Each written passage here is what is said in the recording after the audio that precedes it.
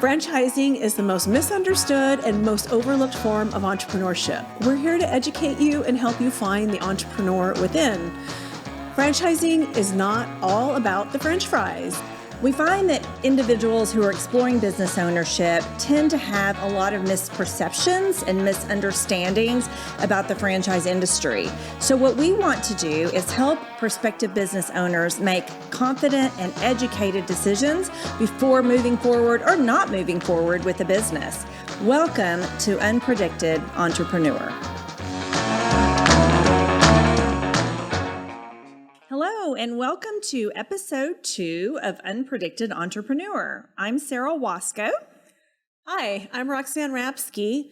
Today, Sarah and I thought we would bring you some of our most frequently asked questions. Anytime we introduce ourselves to someone and we say what we do, I'd say the number one question we get is, what's hot in franchising? Or what's the hottest franchise? That is absolutely a very common question that I get. And, it's really difficult to answer because, there's a few reasons that it's difficult to answer. One is what we really think is important is a fit in terms of being a business owner. So what somebody else might do well in and be successful in doesn't necessarily mean that another person would have that same success. So while you look at some businesses and they seem, to be busy or potentially profitable to the outsider, there's always that chance that somebody else could come in and, maybe not have the same skill set and not be as successful. So that's a key reason that I would not recommend that somebody be following trends and, making assumptions about businesses kind of based on activity level at the business. What are your thoughts on that, Roxanne? What else are you thinking when it comes to the, term hot with franchising? Well, the first thing I usually say is, what's hot at $100,000 investment or what's hot at $1 million investment, right? Because that's one thing that we have to think about, the investment. And then I always say, what's hot for you, Sarah, might not be hot for me. And that leads back to skill sets. And it's not just that, it's income goals, it's lifestyle goals. And I think a lot of people go at this backwards. They get online and they start looking for franchises based on what they think is hot or what they're attracted to. And those businesses may or may not be a good fit for them. With over 4,000 or about 4,000 franchises out there in all different industries at all different investment levels, it's really hard to just say what's hot. So that's kind of how I answer that. And usually people get it when I say that. They understand. And don't you think, too, that if you're focused on something that's hot, that might be what we would call trendy? That might not have longevity or staying power. So that's another, fear that I have if somebody's focusing on something that they would deem hot is, are they kind of just running after that bright and shiny object that might be here today and gone tomorrow? So I think, if somebody wants to explore business ownership, they need to look past what they might deem hot. And as we both kind of touched on, really be thinking more about what they want to accomplish from the business, what they want the business to do for them, and, where they might be the most successful and not where somebody else is successful. So the biggest thing I think when you're looking for a business is to look for some folks that can coach you and guide you and be open-minded, really be open-minded to the possibilities that are out there and not necessarily chasing, like Sarah said, that shiny penny. And then, the other question that we get, or the other thing that people are very curious about, is if they were going to embark on a project like this, financing. How do you finance a project like this, and how much does it cost? And so how do you answer that question? Well, that's a very individual circumstance. And each person is going to be in a different situation financially. And so there are many options available to fund a business. So we can kind of talk through, what some of those are today so that people recognize their options. But one key factor is, risk tolerance.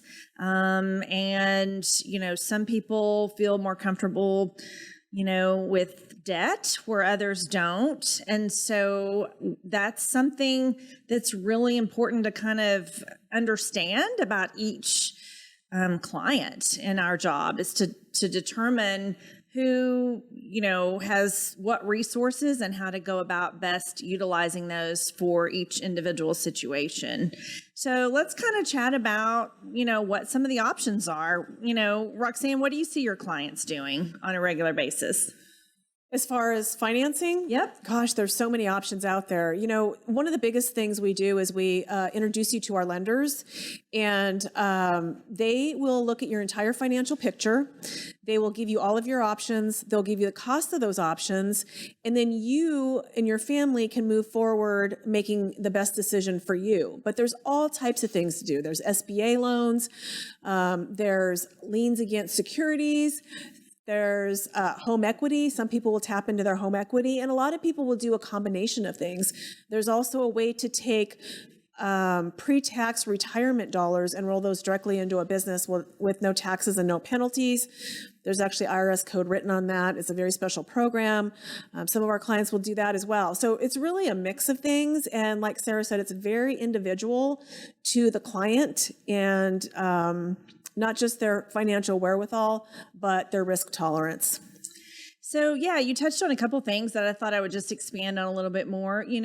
Right now with the housing market as strong as it is, home equity line of credit or a home equity loan has been appealing to people. The interest rates are very low. Yeah. And so because the market is so hot, I just had a client fund their business that way. They had quite a bit of equity in their home, and at a 3.25%, I believe, interest rate was very appealing to them. So then the other, thing to just kind of expand on. So I highly recommend anybody that is exploring business ownership to engage the services of a very knowledgeable CPA, because that has totally saved me and saved my clients so much from a tax perspective. I mean, I kind of see things like, I don't really like to have debt. That's just kind of my personality. So I'm that person that would be more inclined, to want to pay cash if I had the resources and could actually do it. But, a good CPA can really get you thinking about what makes the most sense in your situation. And when we moved a few years ago, I was kind of planning to put, all the equity from the home we sold into my new home. And then he brought to my attention, well, why don't you invest that in a business so that then it can be generating revenue for you sooner than it would be if it's tied up in your home. And I had never thought about it that way. And I just really thought, very creative way to utilize home equity. So kind of just to expand on what we were saying before, that can be a path for people to take, because, I'm not that creative when it comes to financing. So that's why I just think it's important to have a good CPA and a good financial advisor to give you some insight on what would make the most sense for you. So let's wrap up with our final question, which is, how much money can I make?